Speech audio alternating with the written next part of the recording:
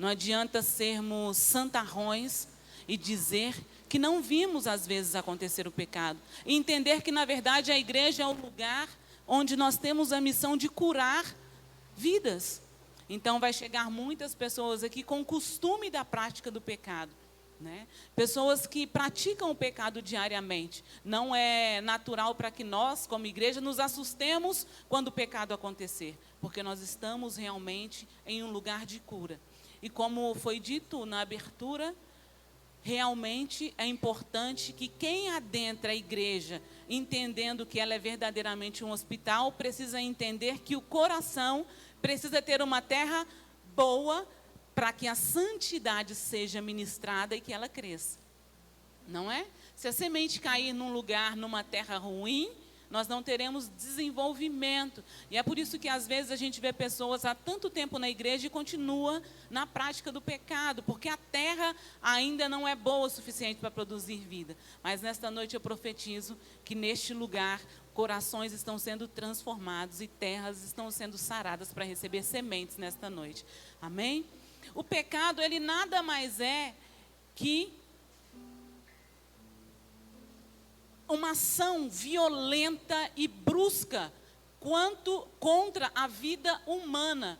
Por que o pecado origina em Deus? Por que Deus fala sobre o pecado? Ele traz essa origem e fala para nós que o pecado traria a morte. Porque é exatamente esse o contexto que o pecado traz. O pecado vem dizendo, olha, eu vou te matar. Eu vou acabar com a sua vida. Eu vou destruir a sua história. O pecado, ele tem em si a morte de todo relacionamento, de toda santidade e até de vidas. Então o pecado, ele vem para disseminar famílias. O pecado, ele vem para acabar com relacionamentos, com ministérios e trazer morte, não só espiritual, mas em muitos casos nós vemos o pecado trazendo morte física. Então nesta noite eu quero que a igreja entenda o que é verdadeiramente o pecado. E por que a gente fala tanto sobre o pecado? Porque ele veio para destruir a sua vida, para acabar com a sua história, para destruir os seus projetos. Né? E não há o quesito do pecado pequeno ou do pecado grande. O que ele quer e o que ele vem, o objetivo dele é destruir e é levar à morte. E nós precisamos levar e entender a seriedade que ele tem. Esse ato violento contra a ordem moral que nos desvia dos preceitos estabelecidos por Deus. Então Deus foi lá e colocou assim, olha, o pecado vai gerar morte. Ele falou isso porque ele é um Deus ruim? Né? Ele é um Deus ruim, um Deus maldoso, que falou, se você praticar isso, você vai morrer. Só porque ele queria? Não. Ele estabeleceu o pecado e disse, olha, isso é pecado, porque ele sabia que essas coisas defraudariam o ser humano. Acabaria com o ser humano, migraria o ser humano, quando ele diz, olha, eu quero que vocês povoem a terra, eu quero que vocês multipliquem, eu quero que vocês cresçam. O nosso Deus é um Deus de crescimento, de desenvolvimento. E o pecado, ele vem com o quesito de matar, destruir, disseminar e ir trazendo a extinção do ser humano sobre a terra. Então, nesta noite, eu quero que você entenda que o pecado, ele vem trazendo a extinção, o fim, acabar com a nossa existência sobre a terra. E é por isso que ele é pecado. Amém? E é por isso que nós precisamos nos afastar dele. Deixa eu ver se já está funcionando aqui. Vamos lá. As consequências do pecado na Bíblia, vamos lá. O pecado é frequentemente associado a ações que vão contra os ensinos de Deus, né? Levando à morte. E traz uma satisfação ilusória e momentânea. O que o pecado faz? Assim que a pessoa pratica o pecado, é instantâneo, não é? Instantâneo, ele traz uma recompensa, um prazer naquele momento. O pecado tem isso com ele. Se não fosse assim, seria muito mais fácil ser santo. Seria muito mais fácil não pecar. Mas não, o pecado traz consigo o gozo, o prazer momentâneo, a satisfação, a alegria momentânea. E isso faz com que nós sermos direcionados a desejar e a buscar o pecado. Porém, eu quero que você entenda que o pecado, ele tem ações também fisiológicas e neurológicas. Quando a gente fala para uma pessoa assim, você precisa se santificar, parece ser simples. Mas a gente precisa entender nesta noite que o pecado, ele tem quesitos neurológicos. Ele começa aqui dentro primeiro. É uma ação que começa na cabeça e desce para o coração e em seguida ele é executado. Né? Nós precisamos entender isso. E Jesus, ele falou que o pecado não era só quando a gente exercita. É quando eu começo a olhar. É quando eu começo a desejar. Porque a morte, ela não começa na execução. A morte, ela já começou quando chegou na minha cabeça. Já começou a me matar. Já começou como um cupim a me corroer. Nós precisamos entender isso. E no fator fisiológico do pecado, esse investimento pode ser explicado por mecanismos biológicos no cérebro. Especificamente a liberação da dopamina. O que é a dopamina? É exatamente esse neurotransmissor que transmite esse gozo, esse prazer, essa vontade. Uau! Né? A dopamina, ela faz isso dentro do cérebro. Uau! Olha quão prazeroso é isso. Olha que satisfatório. Olha que bom, olha que gostoso. Ela faz isso para nós. Né? A mesma coisa a dopamina faz quando você come um doce muito gostoso. Né? Uau, nossa, que delícia. Esses dias, eu sou de época, e esses dias eu estou gostando muito de comer uma sobremesa de banana que chama banoffee, né? E quando você come, ela libera aquela sensação de prazer no cérebro, né? Quando você faz, ela libera aquela sensação de prazer. Você já viu pessoas que gostam de fofocar? Né? Ela gosta porque libera para ela uma sensação de gozo, de alegria. É gostoso quando ela fala, né?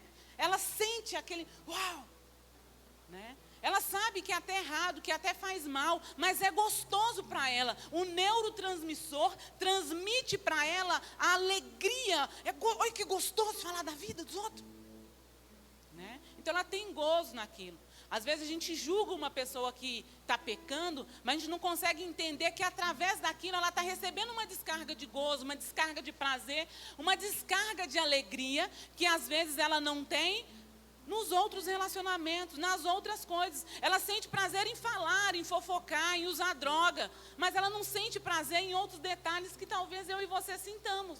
E é por isso que ela executa, é por isso que ela exerce o pecado, porque ele consegue trazer para ela essa descarga, esse neurotransmissor de dopamina, essa descarga de alegria.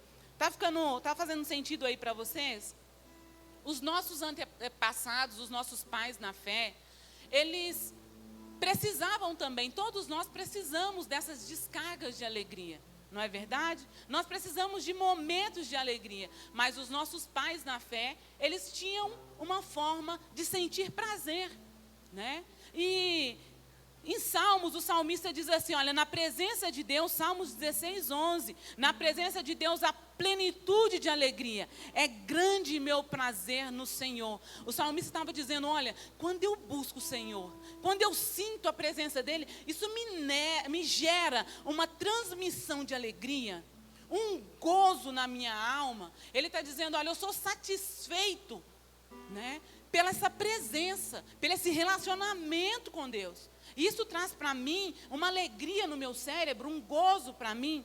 E também o profeta Isaías, ele disse, regozija-se minha alma em meu Deus. Ele está falando tão profundo, ele nem fala no coração, ele fala assim, ó, a minha alma. Quando ele fala na minha alma, ele está falando exatamente desse neurotransmissor.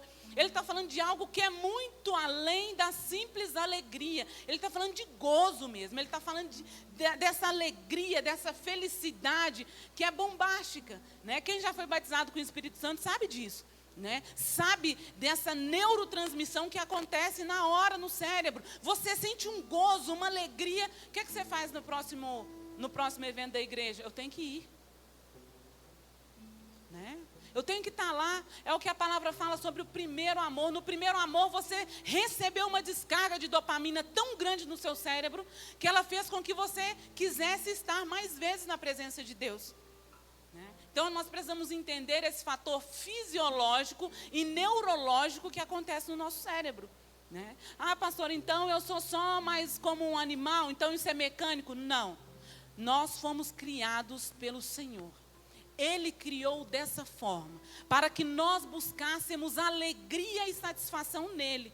Só que o pecado veio nos afastando de Deus e por essa distância, o ser humano começou a buscar satisfação em outras coisas. E perdeu o princípio. Vamos seguir lá. Eita.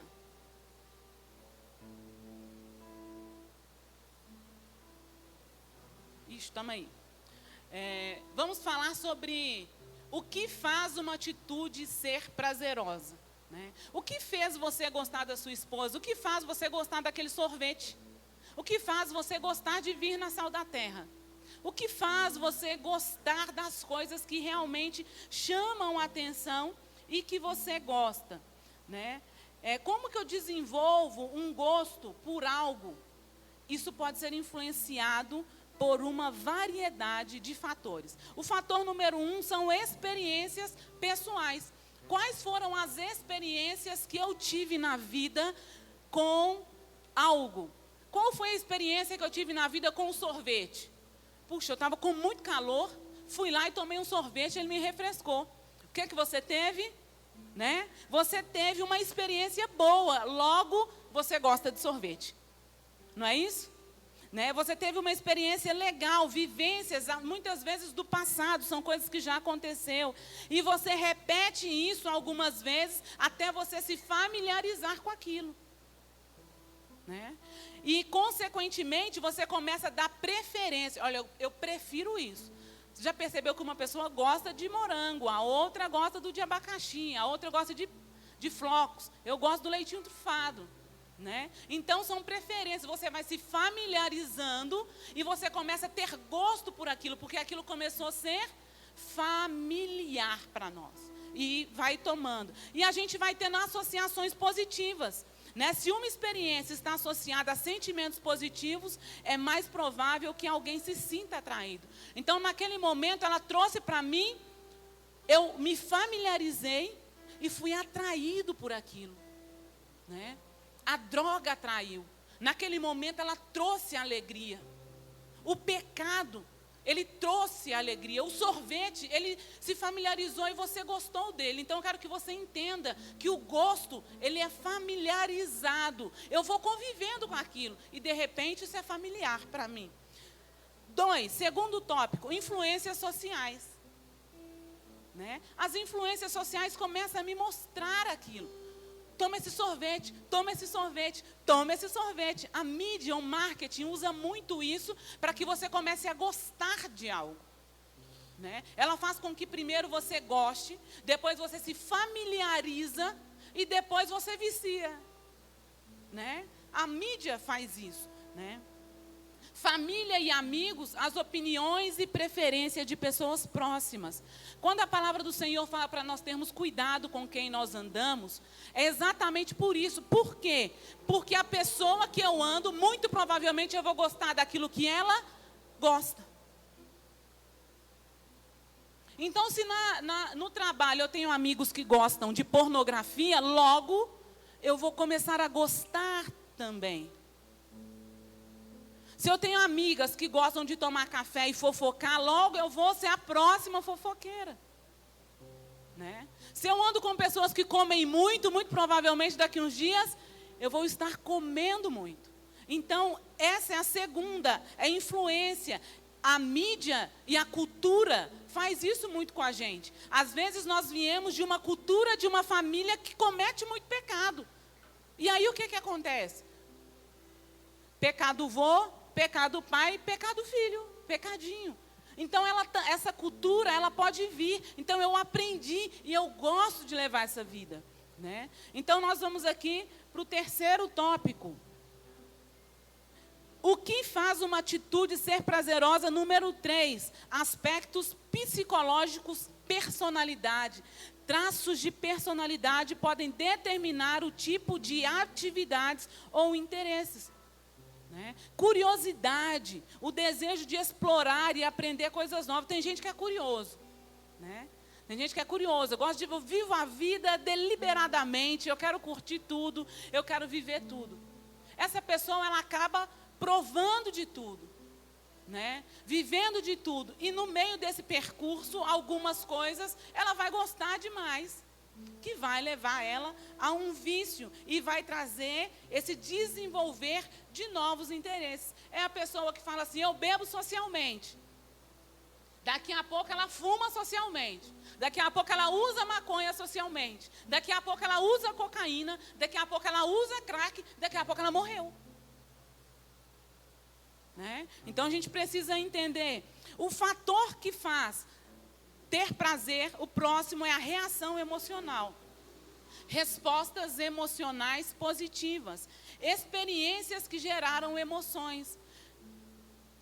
Você já fez algo que você nunca mais esqueceu? Sabe aqueles momentos? Nossa, minha mãe fazia aquele macarrão. Você gosta daquele macarrão. Eu conheci um rapaz que o macarrão da mãe dele era muito ruim. Era muito ruim. Era um pouco de macarrão no meio de uma água, com os pedaços de frango boiando. E ele falava, nossa, o melhor macarrão do mundo é da minha mãe.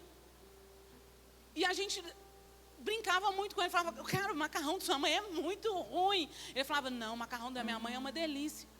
Por quê? Porque tinha um fator emocional e ele gostava daquele negócio horrível. Para você ver que não é porque é gostoso, é porque foi emoção, envolveu o emocional dele, o amor, o momento família, o momento mãe cozinhando para ele, fez com que ele gostasse de algo que era horrível. Né? Então, às vezes, nós podemos gostar de algo que é horrível, simplesmente porque trouxe um fator envolvido emocional. Logo, eu gosto muito disso, porque envolveu minha mãe, envolveu meu pai, envolveu um amigo que era muito especial para mim.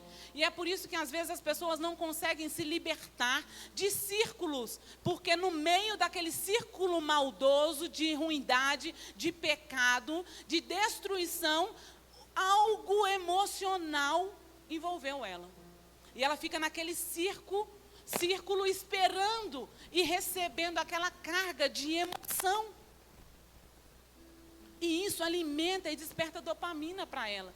Ela até sabe o quão prejudicial é, mas ela não consegue se libertar, porque ela quer sentir aquele prazer de novo. Ela quer sentir aquele momento, ela quer reviver aquele momento novamente. O quinto fator, biológico, genético. Lembra quando a palavra fala da maldição acompanhar gerações? Né? É o fator genético. Por quê?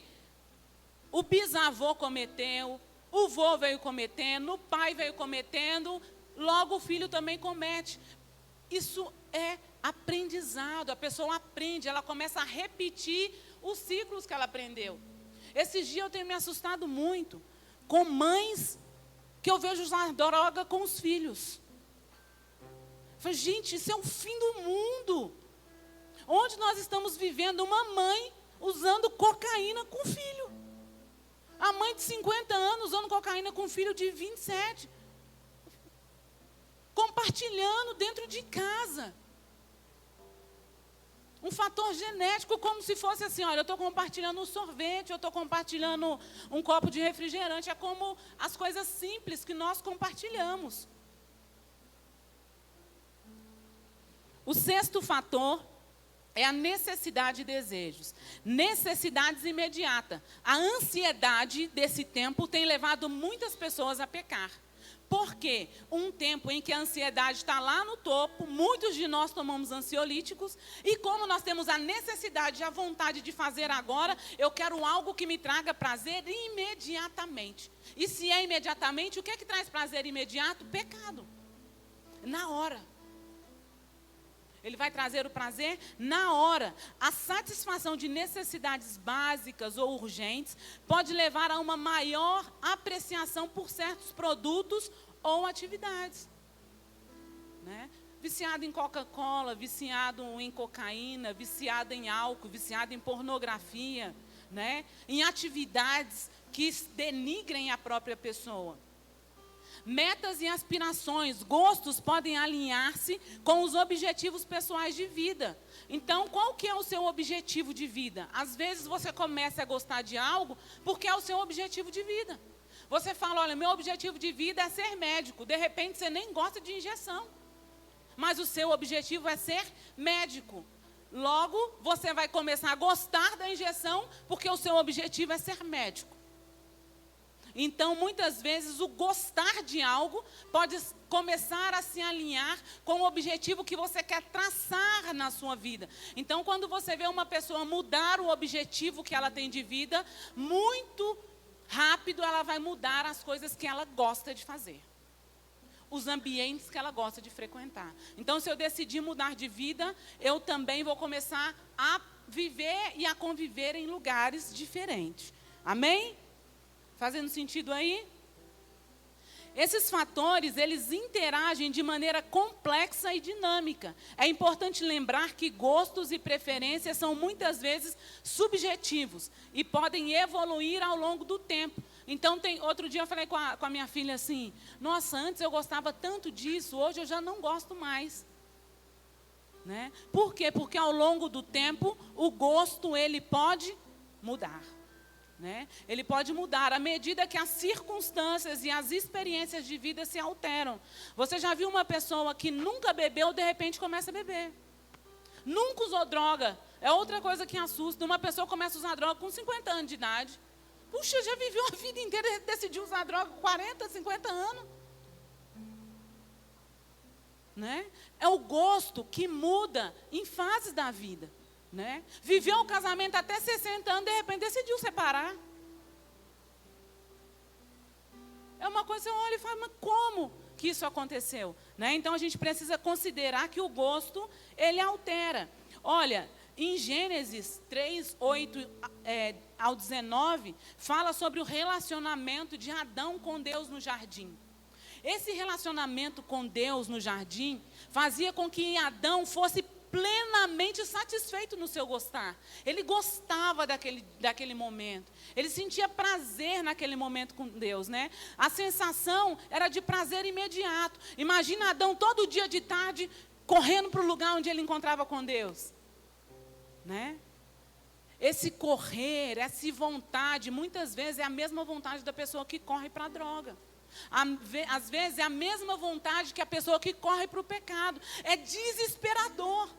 Né? A mesma vontade que você tem de ser cheio do Espírito Santo, vou no culto que hoje o fogo vai cair, né? Era a mesma vontade que Adão tinha de estar com Deus e a mesma vontade que uma pessoa que está cometendo o pecado tem de correr para o pecado, né? Então Adão, todos os dias, ele se sentia totalmente completo com a presença de Deus. Aquilo completava, liberava gozo, alegria para Adão. E Adão, todo dia, à tarde, estava lá. E Deus sabia. Ele sabia disso, por isso ele ia. Deus sabia que Adão sentia gozo, alegria, prazer, que ele satisfazia algo em Adão. Por isso ele estava lá todo dia esperando Adão. Vem se satisfazer. Adão, vem aqui, que eu vou liberar dopamina no seu cérebro quando você me ver. O seu neurotransmissor, Adão, vai ficar doido quando você falar comigo. Né? Então, isso acontecia lá no jardim. Porém, a falta de relacionamento profundo com o pai. Um pintor muito famoso pintou esse quadro. Sabe o que esse quadro significa? Significa que a mão de Deus está estendida, mas a mão de Deus continua estendida, mas a do homem, Deus nunca se afastou de Adão. Foi Adão que se afastou do Senhor. É o homem que se afasta do Senhor diariamente. É por ti e para ti. Aleluia. O pecado, ele traz consigo uma promessa de satisfação. Eu te satisfaço. Mas essa promessa, ela é totalmente ilusória. É uma ilusão, porque o alívio, ele é instantâneo para quem busca. Mas as consequências, elas chegam. O que faz uma pessoa permanecer num círculo de pecado por anos é porque a consequência ela vem a longo prazo. Ela demora a vir. Na maioria das vezes, a consequência do pecado não acontece em seguida da execução dele. É como se fosse um caminhão onde você vai jogando pedrinhas e ele vai enchendo. Mas uma hora ele enche. E essa consequência, uma hora ela chega. Né? Eu já vi muitos casamentos acabarem não com uma traição, não com um negar, mas com várias. Por quê? Porque é a longo prazo que acontece. Então a pessoa fala, não aconteceu dessa vez? Ah, não aconteceu dessa vez? Não se esqueça, o pecado ele é a longo prazo. Ah, eu não tive uma overdose dessa vez? No próximo sábado, eu provavelmente não vou ter. É a longo prazo que o pecado destrói uma casa, uma família e vidas. E a dopamina, ela continua influenciando. Por quê? Porque ela traz consigo o sistema de recompensa. E a dopamina, ela traz essa recompensa tão rápido que o seu cérebro fala assim, quero mais. Me dá mais. Isso faz a gente feliz. Não vai trabalhar não, trabalhar é chato. Vamos ficar aqui, porque eu quero mais aquele momento de alegria. A dopamina, ela faz mais uma vez. Sabe aquele louvor? Faz mais uma vez. A dopamina, ela faz de novo. Faz de novo, que eu gostei. O cérebro busca prazer e recompensa quando a dopamina ativa. Ele fala, faz de novo, foi gostoso, repete. Em seguida, ele libera essa dopamina. E os atos pecaminosos são número 1 em liberação do neurotransmissor da dopamina. Ele é o número 1. E a dopamina, ela reforça para que você repita o comportamento. Faz de novo. E depois, você chega a um ciclo vicioso. Vira um vício. Porque faz de novo, eu quero. De repente, nós estamos viciados. Dependência do ato que prejudica. Aí você se torna um viciado. E aí que eu quero pegar dentro da igreja, porque às vezes a gente acha que viciado é só quem está na boca de fumo. A gente acha que viciado é só quem bebe. Não, tem muitas pessoas viciadas dentro da igreja. Viciado em atos que talvez você acha que nem é pecado. Porque pecados são coisas grandes. Pequenininha é só pequenininha. É só a raposinha. Então muitas das vezes, nós estamos viciados. Por quê? Porque isso foi bom, eu fiz de novo, o cérebro me deu recompensa e agora eu me tornei viciado nisso. Você já viu quanta gente tem viciado em rede social hoje? Antes de dormir, primeira coisa que acorda, né? Então, esse é o motivo do vício. Agora vamos um pouquinho de Bíblia. Em 1 João 16, 23 diz assim. Opa, não foi não.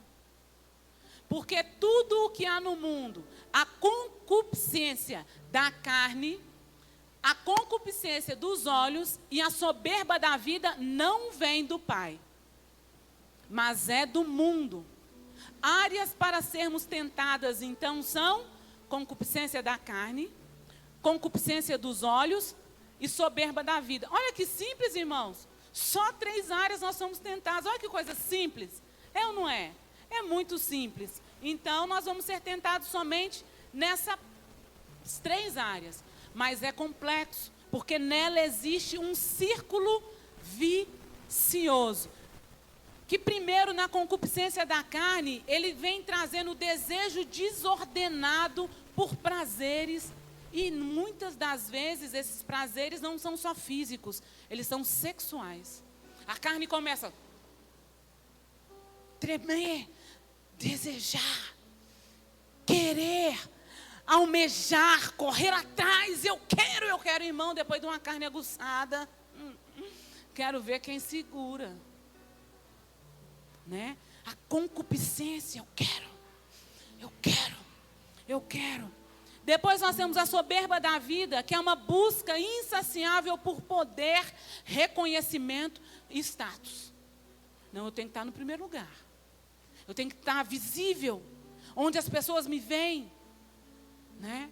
Eu preciso disso, essa soberba, essa altivez, eu tenho que ter a melhor roupa, eu tenho que estar em destaque, eu tenho que aparecer. E aí a gente sempre olha e pensa assim, homens cometem mais pecados da concupiscência da carne, né?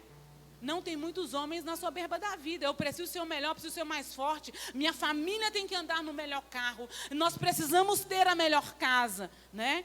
E a concupiscência dos olhos. Eu quero. Eu quero mesmo. E aí vem a cobiça.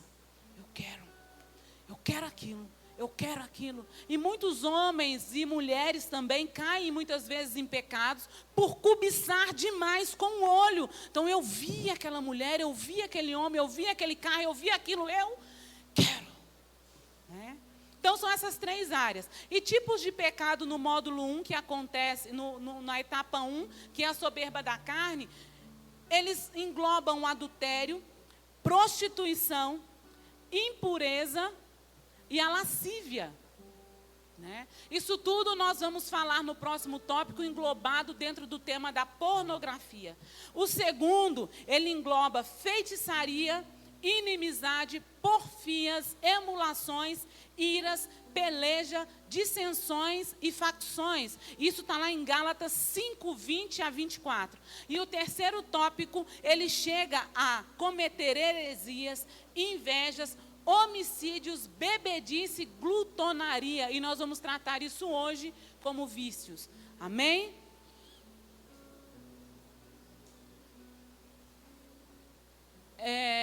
Os pais que acham melhor tirar as crianças menores de 10 anos, pode levar eles um pouquinho lá para a salinha, tá bom? Isso. Nós vamos falar sobre o tópico 1, que está ligado mais à concupiscência da carne. Maior de 11 anos, eu prefiro que fique, tá? Se o pai liberar, está na hora dos nossos filhos serem ministrados. Amém? Tem uma psicóloga, psicodramatista, ela é da PUC de São Paulo. Ela disse, olha aqui, pais, a força disso. Ela falou assim, eu estou só enrolando aqui para as crianças irem, tá? Ela falou assim, que quando uma pessoa inicia uma vida sexual, na infância é péssimo, porque vai passar a achar que isso é o modelo correto de relação sexual. Então você que está aqui, que começou na infância, foi abusado, viveu alguma coisa que abriu as portas da área sexual na infância, muito provavelmente você pode trazer com você prejuízos nessa área. Né? E essa estudiosa, Marina Vasconcelos, ela fala dessa forma. Por quê? Porque o cérebro, ele recebeu essa carga. Né? E ela fala, olha, isso é extremamente prejudicial e danoso. Muito provavelmente essa pessoa vai ter uma vida doentia, uma proposta de vida, porque ela vai achar que essa área da vida dela pode ser tratada como se fosse só mais uma coisa. Né? É por isso que leva as crianças aí para nós.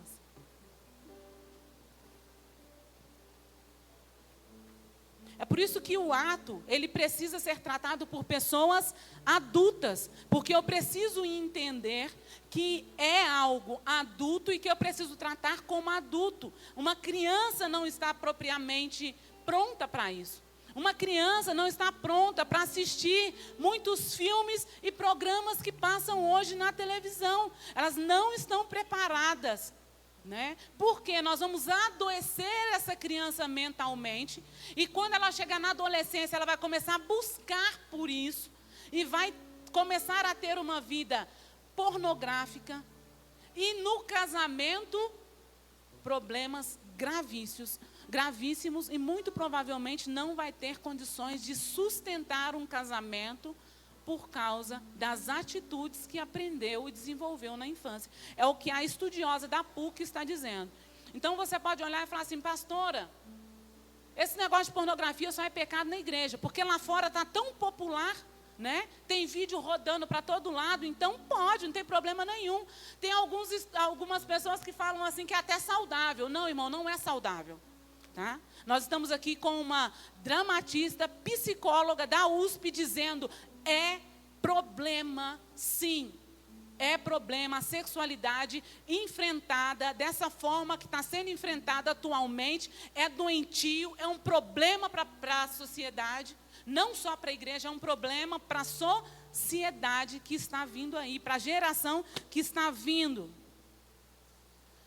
Um material do Journal of Sex Research disse assim, olha, o processamento de imagens pornográficas interfere no desempenho de memória no trabalho. Sabe quando o pai vai trabalhar e não consegue mais trazer aquele resultado para casa? Ele não consegue mais trazer aquele sustento para a família, ele começa a cair no rendimento, ele já não é mais a mesma pessoa, a mulher também, porque a pornografia, ela toma fatores dentro do cérebro que a pessoa não consegue mais se concentrar na vida que ela tem. É tão doentio que ela trabalha pensando na pornografia. E por mais que ela tente, exercite esquecer, ela não consegue. Ela perde um emprego, não só o casamento, ela começa a perder um emprego. Ela começa a perder um futuro promissor que ela tinha. E a gente acha que não. A pornografia ela é inofensiva, ela é só pornografia. A pessoa só assiste escondido. Irmão, é tão pecado que se faz escondido. Né?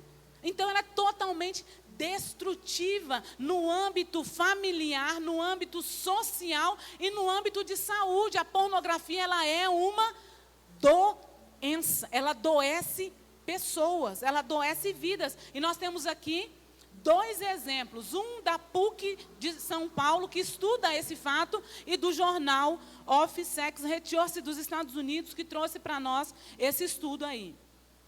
Um outro ponto que a pornografia traz, que é do fator 1, da concupiscência da carne, é exatamente a baixa estima e a insatisfação.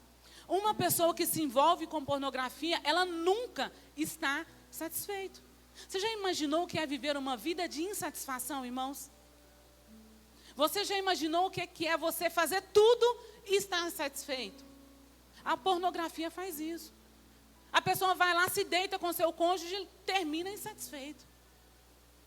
Precisa da pornografia. Né? Então, ela traz essa baixa estima. A pessoa pode começar a se comparar aquilo que ele está vendo. E ele começa, olha, eu sou insatisfatório, eu sou isso, eu não tenho jeito, eu sou triste, eu sou gordo, eu sou baixo, eu sou fraco, eu sou aquilo outro, e aquilo outro, e aquilo outro. E ela começa a olhar para si e dizer, olha, eu não consigo sentir o que aquele filme está me passando, porque eu não sou daquele jeito. E aí a pessoa começa a buscar isso. Quando você vê a pessoa está tomando isso, tomando aquilo outro, para tentar modificar e fazer uma mutação física, para tentar parecer com aquilo, para tentar sentir aquele prazer que os olhos dela viu e que é mecânico, criado por uma indústria cinematográfica, uma mentira que está deturpando vidas verdadeiras. Criar expectativas irreais sobre o corpo. Irmão, imagina a sua esposa que você casou com ela, linda, né? Uma princesa, magrinha, tudo no lugar. Aí ela foi lá e resolveu te dar logo 5 filhos.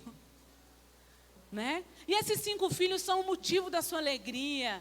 Te traz alegria, te chama de pai, né? Te ensinou a ser pai, entrou pelo seu ouvido a palavra pai. Né? Mas, porém, a sua esposa já não é mais aquela menina. Mas no filme pornográfico é. No filme pornográfico é. E aí, mas, ô mulher, você era assim. Agora você não é mais. Né? Destrói a pessoa que está do seu lado. Denigre ela. Acaba com a pessoa que realmente colocou o físico dela à disposição para te fazer um pai ou para te fazer uma mãe. de algo que o maior prazer da vida é envelhecer ao lado de alguém e ver realmente o corpo deteriorar, acabar, a ruga chegar, a visão começar a perder, do lado de alguém, isso é algo que se compartilha e é algo que é bonito, mas o mundo vem dizendo não. E a pornografia, ela faz você olhar para o que você tem de valor e dizer, não é que não tem valor, é o que você tem de maior valor, o seu bem, o que você tem. Olha, não é sobre preço, é sobre valor. E a pornografia faz você olhar e falar assim, aquele negócio lá que eu paguei R$1,99 lá na esquina, eu comprei aquele CD, tem mais valor que o que eu tenho dentro de casa. A pornografia, ela é terrível em si, ela é totalmente destrutiva. E agora nós vamos falar do fator 2, que são facções. Não se assuste com essa foto, tá? Mas facções é exatamente isso aí. Facções são coisas que acontecem e que às vezes passam despercebido dentro da própria igreja, né? São sentimentos destrutivos, capazes de depreciar pessoas, causar inimizade, divisões, rompimento em relações de amizade, trabalho, casamento e dentro da igreja. Parece que não é pecado, irmão. A facção da panelinha. Parece que não é pecado aquele café que a gente fala da irmã, do irmão do ministério de louvor e do pastor. Não, pecado foi aquele irmão que caiu, traiu a esposa. Mas o tópico 2 está dizendo que é tão pecado também a facção, né? E ela destrói vidas, destrói a outra pessoa e deprecia vidas. Se logo nós trazemos a glória do Senhor para a terra, a facção, ela vem destruindo a igreja de forma invisível. A facção, irmãos, ela é terrível, porque ela rumina a igreja, ela deteriora um casamento. Você já viu uma mulher que fala mal do marido? Uma facção, ela criou uma facção e está fortalecendo essa facção contra a própria casa dela. E ela começa, que o meu marido, ele é isso, e ele é aquilo outro, que ele não vem, que ele não faz isso, que não faz aquilo outro, e fala para a mãe, daqui a pouco ela tem uma facção dentro da família dela. A família dela se tornou uma facção contra o marido. Ela mesma, autora da desgraça que vai acontecer no casamento dela. Porque ela criou uma facção contra o marido. Aí fala, ó, em briga de marido e mulher, não mete a colher, porque depois eles vão fazer as pazes, exatamente por isso. Porque cada um foi lá, fez a sua facção, colocou as duas facções para brigar, e depois fez as pazes. Mas as facções, elas não terminam, elas continuam lutando. Você já percebeu dentro da igreja as contendas, que se você acha, elas nunca terminam, porque alguém começou. E facção é assim, irmão, só sai um líder, mas aparece e brota outro daqui a pouco.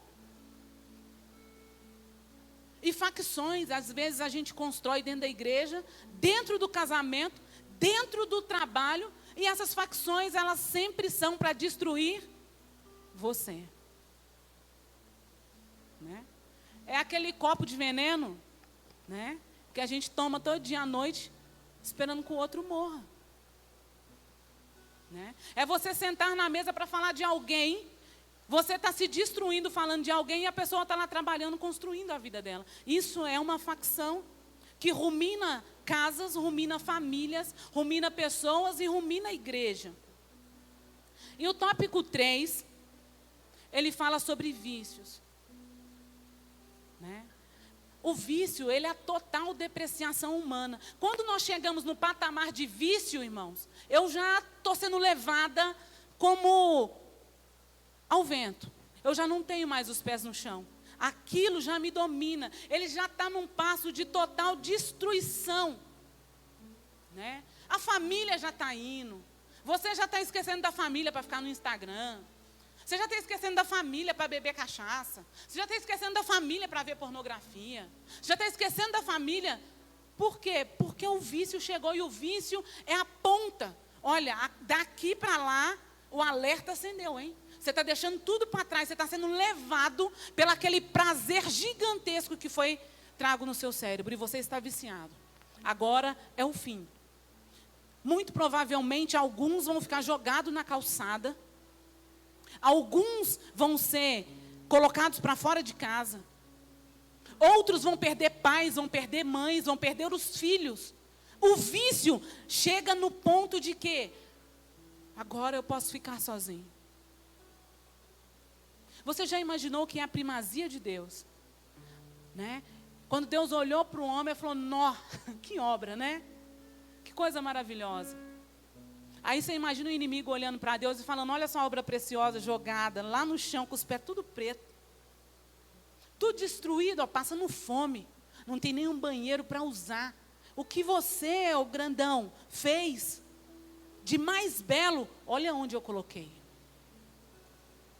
Olha o que eu fiz com ele. Virou uma escória. Perdeu tudo. Eu faço o que eu quero. Não toma banho. Não tem nada e nenhum futuro pela frente. Sabe o que resta? A morte. Você entendeu o que é o caminhar do pecado? O passo dele é te levar a um ciclo de vícios. E depois tirar sua casa, tirar sua família, tirar seu emprego, tirar seus filhos, tirar suas roupas, tirar os seus bens, tomar o seu carro, tirar sua casa e destruir a vida. Acaba com famílias e denigre totalmente o projeto de vida de Deus na terra. Essa é a face escondida do pecado. Efeitos devastadores do pecado espiritual. Ele separa-nos de Deus. Ele traz uma culpa. Irmão, nós todos já pecamos. Depois que você pecou, como é que você saiu? Se sentindo um lixo, é ou não é? Todo mundo que peca, quando ele termina, ele se sente um fracassado. Ele tem aquela descarga de prazer e em seguida nojo dele mesmo. Raiva. Um sentimento de fracasso, porque eu não consegui vencer isso de novo. E de novo esse negócio horrível me venceu. E você se sente culpado, com vergonha de você mesmo, e a sua paz interior foi embora. Porque uma pessoa que está num ciclo de pecado, é aquilo que eu falei, ele já está fazendo, nem é porque ele quer mais. É porque aquele momento traz para ele um alívio, um gozo, e depois um arrependimento, uma culpa, uma vergonha.